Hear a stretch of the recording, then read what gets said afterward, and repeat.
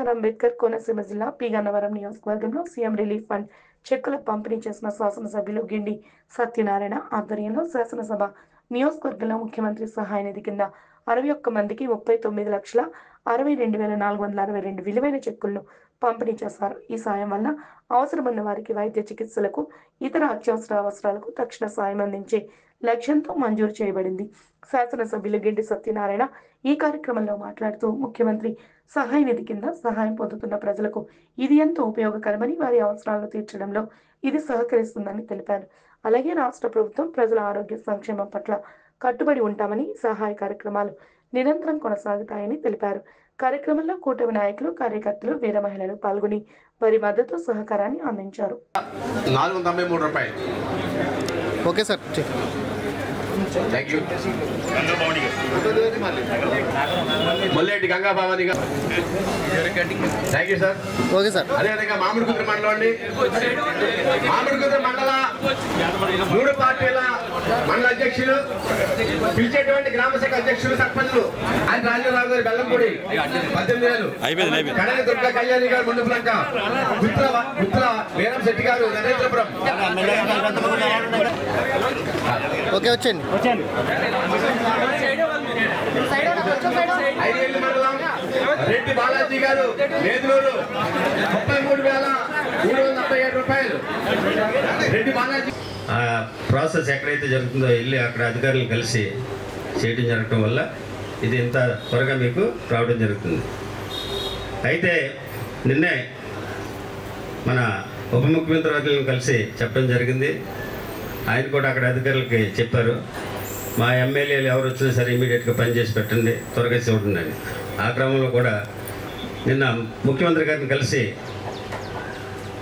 4 applications 10 application తీసుకుని పర్సనల్గా కలిశాను సార్ని, సీఎం గారిని. ఏమి గన్నవరం ఎమ్మెల్యే గారు చెప్పండి అన్నారు. సార్ ఇది సార్ పరిస్థితి అంటే తీసుకుని ఫస్ట్ అవి సంతకం పెడతాను అలా ఉంచని భుజం మీద చేసి తట్టి, ఓకే వెరీ గుడ్, బాగా చేస్తూ ఉంటా అన్నారు. చాలా సంతోషం. అయితే తీసుకెళ్ళినటువంటి 10 అప్లికేషన్స్ కూడా నా చేతిలోనే పెట్టి సంతకం పెట్టి ఒకటి 60%, 80%, 50% ఇమీడియట్గా సైన్ చేసి ఇవ్వడం జరిగింది. అందులో ఒకటి చాలా సంతోషించదగ్గ విషయం ఏంటంటే, చింతనలంక నుంచి ఒక కుర్రాడు వచ్చాడు. వాళ్ళ బ్రదర్ కవర్కు చాలా ప్రాబ్లంలో ఉన్నాడు. ఎల్ఓసి కోసం వచ్చాడు అన్నమాట. అయితే ఎల్ఓసి అంత ఈజీ కాదు, అయినా కూడా 6 లక్షలు అప్పటికప్పుడు శాంక్షన్ చేయడం జరిగింది. అంటే ఒక రకంగా నేను ఈ నియోజకవర్గంలో ఉన్నటువంటి ఈ బాధితులకి సర్వీస్ చేయడంలో చాలా సంతోషం ఉంది.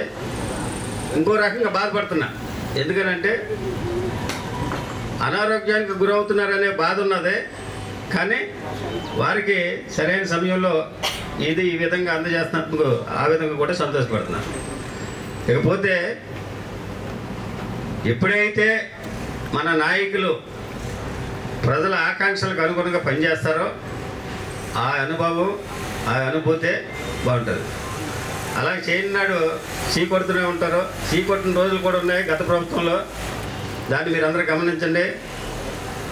ఆ పాలనను మర్చిపోయి ఇప్పుడున్నటువంటి కూటమి ప్రభుత్వం ప్రజల యొక్క యోగక్షేమాలు చూస్తుంది. కాబట్టి ఈ ప్రభుత్వాన్ని మీరందరూ గుర్తుపెట్టుకుని ఇది ఇంకా మెరుగైనటువంటి పాలన ఇచ్చేటట్లు చూడాలని ఈ సభాపూర్వకంగా మీ అందరికీ తెలియజేస్తుంది. ఎన్డీఏ ప్రభుత్వం ఏర్పడిన తర్వాత మన నియోజకవర్గంలో ఉన్నటువంటి పరిస్థితులన్నీ మీ అందరికీ తెలుసు. మన ఉప ముఖ్యమంత్రి గారు పవన్ కళ్యాణ్ గారి చొరవతోటి ఆయన చేసినటువంటి సహకారంతో గుంతల రోడ్లన్నింటినీ కూడా సిమెంట్ రోడ్లుగా మార్చుకోగలిగాం. అంతేకాకుండా పెండింగ్లో ఉన్నటువంటి R&B రోడ్లు వాళ్ళకి గత ప్రభుత్వం అమౌంట్ ఇవ్వకుండా కాంట్రాక్టులను ఎంతో ఇబ్బంది పెట్టి ఆ అమౌంట్ ఇంకా పెండింగ్లో ఉండగా కూడా ప్రత్యేకించి కాంట్రాక్టులను పిలిచి వాళ్ళతో నేను ఎష్యూరెన్స్ ఇచ్చి నేను మాట్లాడినటువంటి విధానాన్ని బట్టి వాళ్ళు ఈరోజు నా రోడ్లు వేయడం జరిగింది.